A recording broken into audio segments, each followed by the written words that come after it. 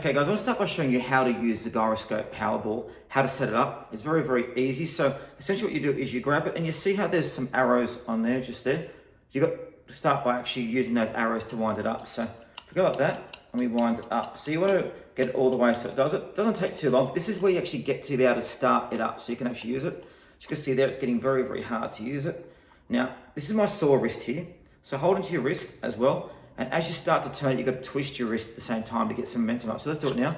So it's loaded up. So you've got to keep on turning your wrist like this. So see how I'm turning my wrist at the moment?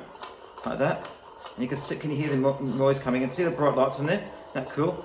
So you want to basically flick your wrist around like that. Now that gives you the momentum in the power ball. So you can do smaller moves, or you can do bigger moves.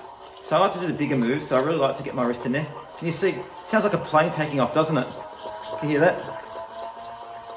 that? So now it's going, see the lights flashing there? So this is where I do it now. Now you go this way, or you can go the other way as well, just by doing that. Now how long you keep these exercises for is dependent up to you, but you really want to use it to build your wrist strength. But look at those lovely lights in there as well. Very, very good quality, very easy to use.